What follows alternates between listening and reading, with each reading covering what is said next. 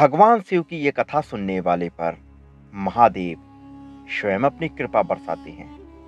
ये कथा तब की है जब महादेव विवाह संपन्न होने के बाद अपनी नवविवाहिता पत्नी पार्वती जी को साथ लेकर कैलाश पर्वत लौट आए। वहां नंदी ने पहले से ही तैयारी कर रखी थी। शिव और पार्वती के सुहाग कक्ष को तरह तरह के फूलों, लताओं और मालाओं से सजाया गया। यह देखकर पार्वती जी नंदी पर बहुत प्रसन्न हुई। उस समय अन्य गणों के साथ भगवान शिव भी वहां आ गए। उन्होंने नंदी एवं सभी गणों को आदेश दिया कि हम विश्राम करने जा रहे हैं। तुम लोग किसी को भी कक्ष में प्रवेश मत करने देना, ताकि हमारे विश्राम में बाधा ना उपस्थित हो। इतना कहकर महादेव ने सुहाग कक्ष का द्वार बंद कर लिया। द्वार के बाहर नंदी पहरा देने लगा तथा अन्य गण भी बाहर विचरण करने लगे, ताकि कोई व्यक्ति शिव एवं पार्वती के विश्राम में व्यवधान न डाल सके। शिव के विवाह का समाचार पाकर असुरों का राजा तारकासुर प्रसन्न हो उठा। उसे प्रसन्नता इस बात से नहीं हुई कि शिव विवाह बंधन में बंध गए हैं, बल्कि इस बात से हुई कि शिव विश्राम में रत हैं और अब उसके उत्पातों को रोकने वाला कोई नहीं है। अवसर का लाभ उठाते हुए तारकासुर ने उत्पात मचाना शुरू कर दिया। वह ऋषि मुनियों को परेशान करने लगा, यज्ञ में बाधा डालता, यहां तक कि हवन की सामग्रियों को भी फेंक देता। देवताओं को तरह तरह से सताने में उसे आनंद आता था। देवता तारकासुर के उत्पातों से त्राही त्राही कर उठे। तारकासुर ने देवराज इंद्र को पदच्युत करके इंद्र का सिंहासन छीन लेने का निश्चय किया। देवताओं को जब उससे इस निश्चय का पता चला तो वो चिंतित हो उठे।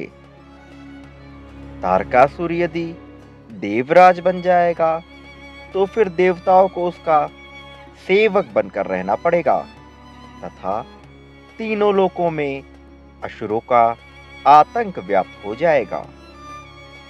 इस स्थिति में धर्म का अंत सुनिश्चित है।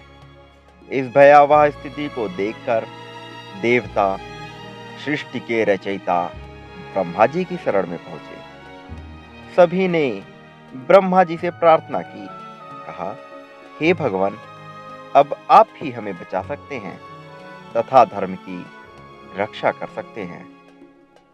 ब्रह्मा जी ने कहा, तारकासुर के कुकृत्यों पर अंकुश लगा पाना मेरे भी वश की बात नहीं है। यदि यह कार्य कोई कर सकता है तो वो स्वयं शिव हैं। आप लोग उनके पास जाइए और उनसे प्रार्थना कीजिए। सभी देवता शिव जी से मिलने चल पड़े। वे जब शिव जी के सुहाग कक्ष के पास पहुंचे तो नंदी ने उन्हें वापस जाने को कहा। तब देवताओं ने नंदी को तारकासुर के उत्पातों के बारे में बताते हुए कहा कि वे शिव जी को सूचना दें। हमारा उनसे मिलना अत्यंत आवश्यक है। नंदी ने कहा, देवगण क्षमा करें, मैं यह नहीं कर सकता हूं। स्वयं शिव जी ने मुझे आदेश दिया है कि मैं किसी को भी उनके विश्राम में व्यवधान न डालने दूं। अतः मैं ना तो उन्हें आप लोगों के बारे में सूचना दे सकता हूं और ना मैं आप लोगों को उनसे मिलने ही दूंगा। देवताओं ने देखा कि नंदी तथा अन्य गण उन्हें किसी भी स्थिति में शिव जी से मिलने नहीं देंगे, तो वे भगवान विष्णु के पास पहुंचे। विष्णु जी ने देवताओं को परामर्श दिया कि वे मिट्टी का पार्थिव लिंग तैयार कर पंचाक्षरी मंत्र का जाप और शिव जी का आवाहन करें।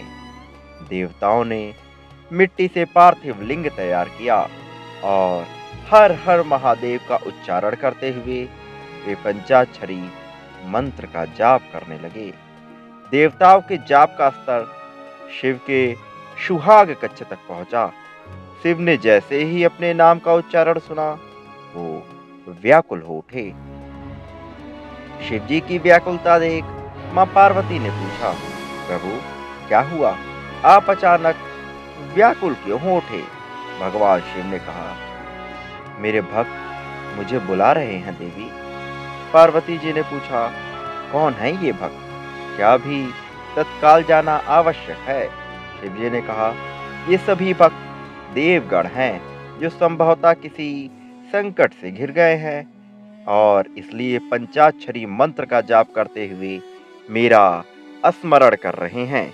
उन्हें मेरी सहायता की आवश्यकता है, किंतु मुझे भी आपकी आवश्यकता है।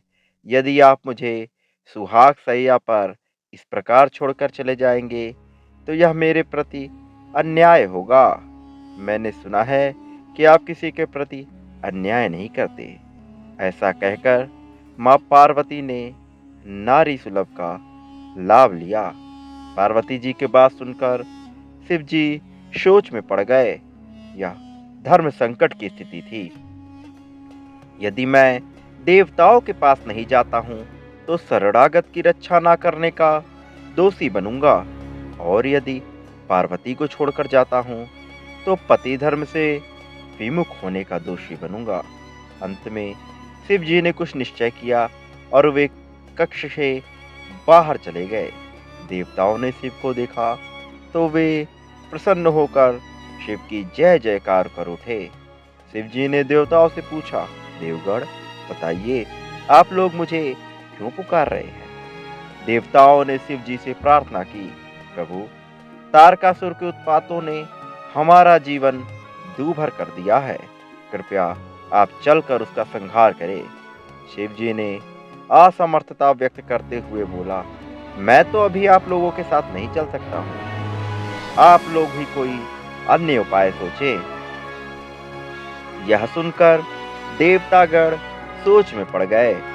उन्होंने मन ही मन भगवान विष्णु का स्मरण किया। विष्णु जी ने उन्हें समझाया कि यदि शिव स्वयं नहीं जा सकते, तो वे एक पुत्र की सृष्टि करें तथा उसे तारकासुर का वध करने के लिए भेज दें। देवताओं ने शिव जी से ऐसा ही निवेदन किया। शिव भक्तों की बात भला क्यों टालते? उन्होंने तत्काल अपना वीर्य अग्नि कुंड में छोड़ दिया। उस वीर्य से एक बालक का जन्म हुआ। ब्रह्मा ने स्वयं प्रकट होकर उस बालक की कुंडली बनाई तथा उस बालक का नाम करण किया, कुमार स्वामी। इसने कालांतर में असुरों का वध कर देवताओं को संकट से मुक्ति दिलाई। जब देवी पार्वती को इस बात का पता चला कि शिव ने देवताओं के कहने पर अपना वीर्य अग्नि को अर्पित कर दिया है, तो वे क्रोधित हो उठी। उन्होंने देवताओं को श्राप दे डाला, हे अकर्मण्य देवताओं, आपने एक नवविवाहिता पत्नी की सैया से उसके पति को बुलाकर उससे वीर्य का दान मांगा है। अतः मैं आप सभी को श्राप देती हूँ कि आप कभी संतान सुख प्राप्त नहीं कर सकेंगे। देवी पार्वती के श्राप से सभी देवता थर्रा उठे। उन्हें इस अनहोनी का अनुमान नहीं था। वे शिव जी से प्रार्थना करने लगे कि अब शिव देवी पार्वती के क्रोध को शांत करे और देवताओं को श्राप से मुक्ति दिलाए। शिव ने देवताओं से कहा, मैं इस संबंध में कुछ नहीं कर सकता। इसके लिए आपको देवी पार्वती की पूजा अर्चना करके उन्हें प्रसन्न करना होगा। जब वे प्रसन्न होकर अपने श्राप को वापस लेंगी, तभी आप उनके श्राप से मुक्त हो सकेंगे। देवताओं ने देवी पार्वती को प्रसन्न करने के लिए तप आरंभ कर दिया। अंततः देवी पार्वती देवताओं के सामने प्रकट हुई और देवताओं को क्षमा करते हुए उन्होंने कहा, जब मुझे और शिव को संतान की प्राप्ति हो जाएगी, तो आप लोग श्राप से स्वतः मुक्त हो जाएंगे। इसके बाद समयानुसार शिव एवं पार्वती जी को 21 पुत्रों की प्राप्ति हुई, जो शिव के विभिन्न गण समूहों के गणाधिपति बने। और इसके साथ ही देवताओं को भी श्राप से मुक्ति मिली। इस प्रकार जो भक्त भगवान शिव के पंचाक्षरी मंत्र का जाप कर मां पार्वती की दिल से पूजा अर्चना करते हैं, भगवान शिव उन पर तत्काल अपनी कृपा बरसाते हैं और उनकी सभी मनोकामनाओं को पूर्ण करते हैं। शिव स्वयं ऐसे भक्तों का रक्षण करते हैं। ऐसे लोगों पर भगवान शिव कभी कोई आँच नहीं आने देते हैं। भगवान शिव सबसे जल्द प्रसन्न होने वाले देवता हैं। ओम नमः शिवाय। हर हर महादेव।